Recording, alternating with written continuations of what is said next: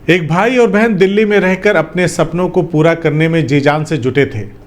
बहन को IAS officer बनकर देश और समाज की सेवा करनी थी, जबकि भाई मास कम्युनिकेशन की पढ़ाई कर जनहित के मुद्दों पर काम कर लोगों की समस्याओं को देश के पटल पर रखने की कवायद में जुटा होता है।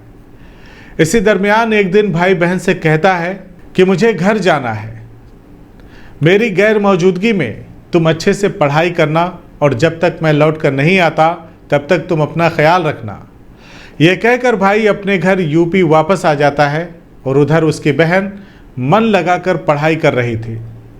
एक दिन लड़की जिसका नाम श्रेया यादव होता है, उसका भाई अभिषेक दिल्ली की बारिश को देखकर परेशान हो जाता है और सोचता है कि मैं अपनी बहन को बोलूँगा कि बारिश ज़्यादा हो रही है, तुम कुछ दिनों के लिए कोचिंग मत जाओ, क्योंकि तुम्हारा कोचिंग सेंटर बेसमेंट में है।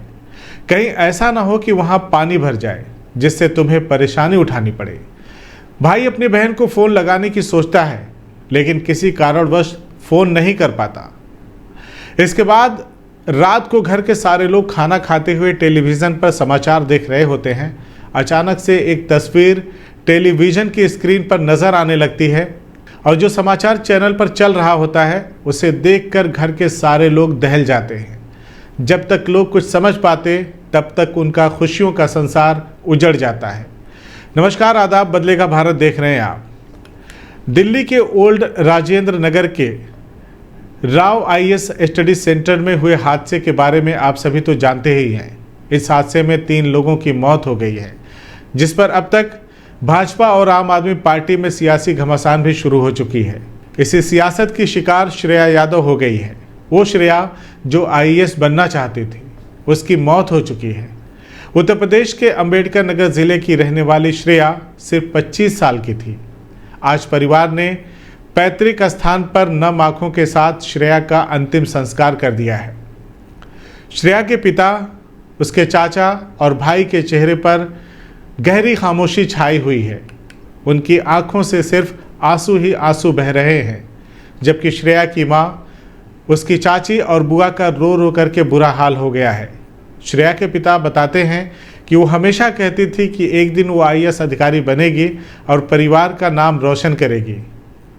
श्रेया के पिता बताते हैं कि उनकी बेटी श्रेया पढ़ाई में बहुत तेज़ थी, कभी सोचा नहीं था कि उसका साथ ऐसे छूटेगा। वो कहते हैं कि अभी भी उनकी आंखों में बेटी का चेहरा बार बार नज़र आ रहा है। श्रेया के पिता पर इस समय क्या गुजर रही है, इस बात का अंदाज़ा इसी बात से लगाया जा सकता है कि वह चाहते थे कि बेटी की अंत्येष्टि में और थोड़ी देर हो जाए, जिससे उनकी बेटी थोड़ी देर और घर में रह सके, वह उसका चेहरा देख सके।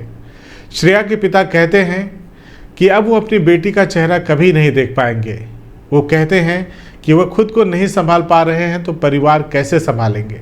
वहीं श्रेया का भाई अभिषेक भी नम आंखों से अपनी बहन को याद कर रहा है। बचपन की सारी यादें एक एक करके उसकी आंखों के सामने आ रही हैं। अभिषेक भी दिल्ली में रहकर मास कम्युनिकेशन की तैयारी कर रहा था। अभिषेक रोते हुए कहता है कि वह 1 महीने से घर पर था। उसे पता था कि लाइब्रेरी में पानी भर जाता है।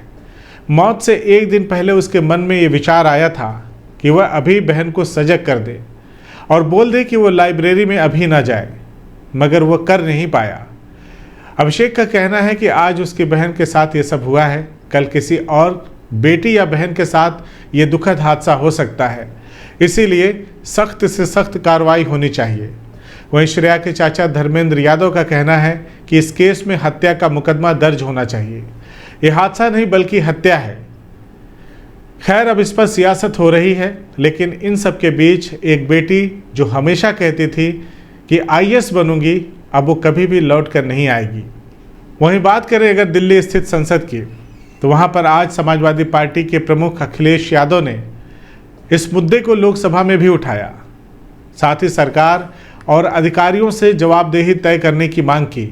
उन्होंने कहा कि ये घटना बेहद दर्दनाक है और इसके लिए जिम्मेदार लोगों पर कार्रवाई की जानी चाहिए। बहरहाल आज संसद में अखिलेश यादव ने पूछा कि क्या सरकार इस मामले में कोई ठोस कदम उठाएगी, जैसे अवैध इमारतों पर बुलडोजर चलाना। उन्होंने ये भी उल्लेख किया कि सिर्फ अवैध निर्माण का मामला ही नहीं है, बल्कि ये अधिकारियों की लापरवाही का भी संकेत है।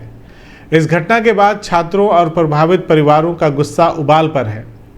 मृतक छात्रा श्रेया यादव के चाचा ने कोचिंग सेंटर के मालिक पर गैर इरादतन हत्या का मुकदमा दर्ज कराने की मांग की है।